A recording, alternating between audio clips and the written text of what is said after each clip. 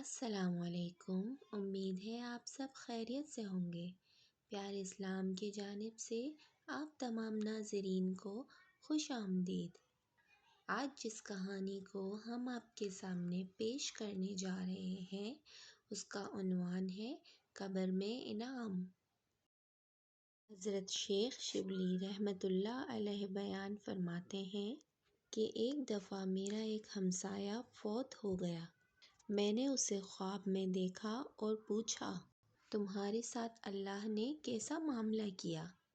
تو اس نے جواب دیا، بڑے خوفناک مناظر میرے سامنے آئے۔ منکر نکیر کے سوالات کا وقت بہت دشوار اور کٹھن گزرا۔ اچانک مجھ سے کہا گیا، دنیا میں تیری زبان بیکار رہی، اس لیے تجھے مصیبت آئی۔ عذاب کے فرشتوں نے جب مجھے عذاب دینے کا ارادہ کیا تو ایک نوری پیکر جس کے جسم سے خوشبو آ رہی تھی حائل ہو گیا۔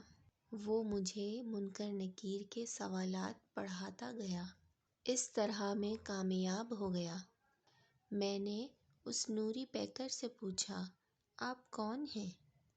اس نے جواب دیا، میں تیرا وہ درود پاک ہوں جو تو دنیا میں اللہ کے حبیب صلی اللہ علیہ وسلم پر پڑھا کرتا تھا۔ اب تو فکر نہ کر، میں قبر، حشر اور پلصراط میں نیز ہر مشکل مقام پر تیرے ساتھ رہوں گا اور تیری مدد کروں گا۔ سبحان اللہ۔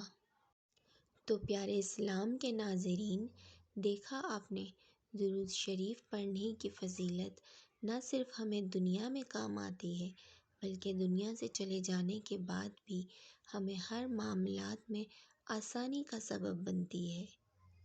تو آئیے ہم بھی ایک بار رسول پاک صلی اللہ علیہ وآلہ وسلم پر درود پاک پڑھ کر اپنی زبانوں کو درود سے تر کرتے ہیں۔ صلی اللہ علی محمد صلی اللہ علیہ وآلہ وسلم۔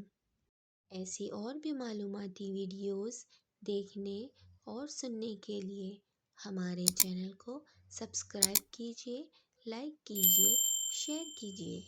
فی امان اللہ۔